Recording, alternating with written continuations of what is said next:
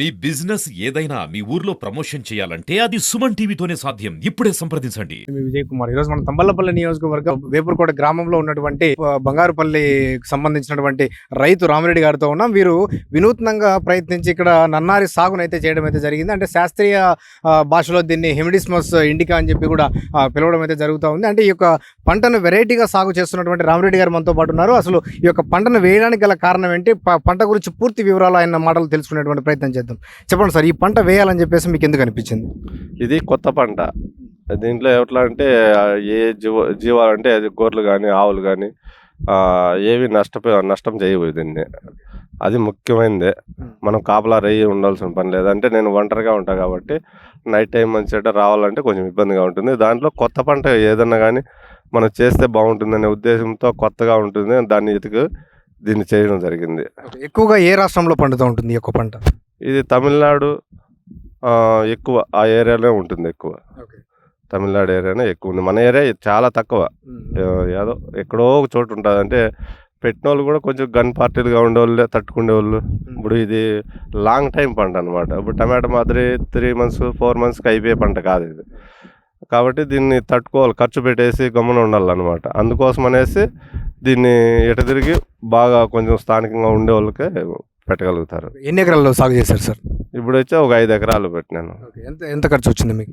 ఇప్పుడు first time పెట్టేటప్పుడు వచ్చి ఒక 5 నుంచి ఒక 7 లక్షల వరకు ఉంటుంది ఖర్చు.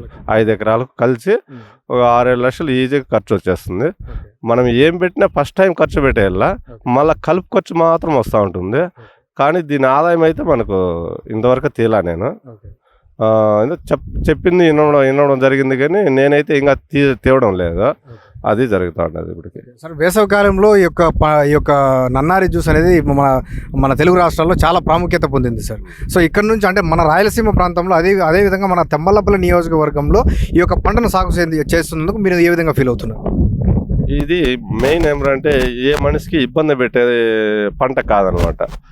అంటే ఒక చెడ్డ చేసే మనిషికి కానీ దేనికి కానీ చెడ్డ చేసే పంట కాదు ఇది. నన్నార్ జ్యూస్ అంటే అది శాంతము అనేసి మెడిసిన్కు జ్యూస్కు వాడతారు అనేది నాకు తెలిసినంతవరకు ఇది. కాకపోతే దీనికి ఏ మెడిసిన్ వాడమన్నమాట. మామూలుగా ఎంతవరకు ఉన్నా కానీ మనము తిప్పేరు వేయడము, దానివల్ల మనం అడవి జాతి కాబట్టి దీనికి మెడిసిన్ కొట్టేది కానీ పైన స్ప్రేయింగ్లు ఇట్లాంటివి ఏవి ఏమన్నమాట. ఒకసారి ఫస్ట్ టైం ఎరువు తోలేసి బాగా పెట్టేసినామంటే మళ్ళీ దీనికి ఏది వాడకూడదు, వాడి ఉండలా నేను. సో వర్షం నీటితో ఆధారపడి ఉంటుందా, లేదంటే మీరు దీన్ని సపరేట్గా నీళ్ళు వేస్తారా? దీనికి ఫస్ట్ టైం 1 సంవత్సరం బాగా కాపాడేసి మళ్ళీ వర్షానికి వదిలినా కూడా ఉంటుంది. కాకపోతే అంత దిగుబడి రాదు. నీరు పెడితే మంచి దిగుబడి వస్తుంది అన్నారు. నేనైతే దిగుబడి తీయలేదు, కానీ పంట చూడడం దాన్ని బట్టి చూస్తే కూడా దిగుబడి వస్తుంది నీళ్ళు పెడితే. అంతేగాని వర్షానికి పెట్టినామంటే వర్షం పడినప్పుడు బాగా ఎగురెత్తి బాగా ఇంప్రూవ్ అవుతుంది, మళ్ళీ మామూలు నార్మల్కి వచ్చేస్తుంది. కాబట్టి మనం నీళ్ళు పెట్టుకుంటేనే బెటర్. మనకు తక్కువ నీళ్ళు ఉన్నా కానీ అడ్జస్ట్ అవుతుంది. కాకపోతే దీని దిగుబడి మనకి ఇంతవరకు నేను తీలా. మేము ఫస్ట్ టైం పెట్టినప్పుడు ఒక రేట్ ఉండింది, మంచి రేట్ ఉండింది. ఇప్పుడైతే ప్రజెంట్ రేట్ లేదు. అప్పుడు మనకు అవసరం వచ్చింది, ఇప్పుడు తీయాలంటే అది కుదరదు. ఎప్పుడైతే రేట్ వస్తుందో అప్పుడు తీసుకోవచ్చు, లేదు మనకు డబ్బులు ఎప్పుడన్నా అవసరమైతే తీసుకోవచ్చు.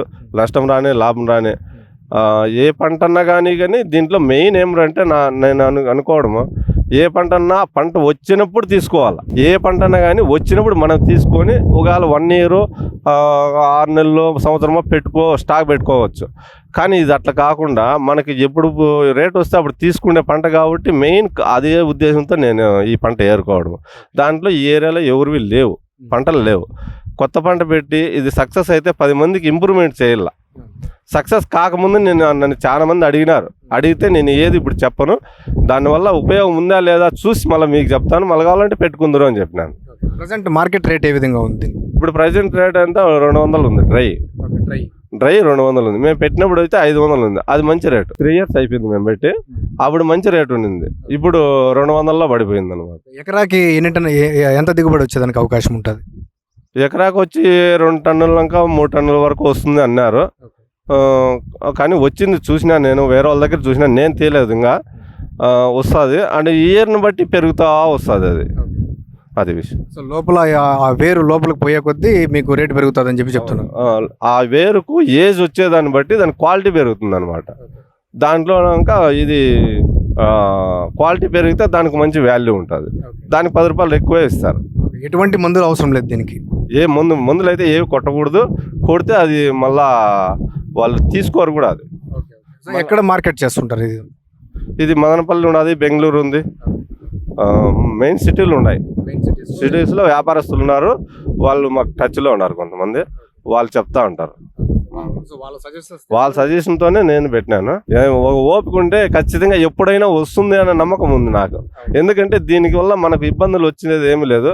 ప్రతి ఇయర్ కొంచెం ఖర్చు పెట్టుకొని కలుపు వల్ల ప్రతి సంవత్సరం ఈ గడ్డి అంతా క్లీన్ చేయించుకుంటా ఉంటే పంట అయితే గట్టిగా ఉంటుంది అనే ఉద్దేశంతో నేనుండా. ఇది విత్తనాలు నాటాలా లేదంటే మొక్కలు మనకు సపరేట్గా దొరుకుతాయి? సార్ ఈ విత్తనాల కంటే విత్తనాలు పగిరి పోపించుకొని పగిరి నాటితే మన క్యారెట్ టైప్లో వస్తుంది పగిరి.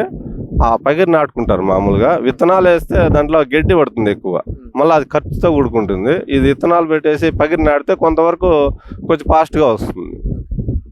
సో ఇలాంటి పంటను సాగు చేయాలనుకునేటువంటి ఇతర రైతులకు మీరు ఇచ్చే సజెషన్ ఏంటి? నేనైతే ఇది కొత్త పంట, నేను మామూలుగానే ఏదైనా కానీ కొత్తగా ఉంటే దాని మీద మొగ్గు చూపుతా ఉంటా. కొత్త పంట కాబట్టి నా అభిప్రాయం ఏమంటే నేను అనిపించిన తర్వాత మంచి చెడ్డ చూసి పక్క రైతులకు చెప్పాలని, నాతో కలిసిన వాళ్ళు ఫ్రెండ్స్ కావచ్చు, మన సర్కిల్లో అందరికీ కూడా నేను ఏం చెప్తానంటే నేను చూసిన తర్వాతనే పెడదురు అని చెప్పేసి నేను చెప్తాను.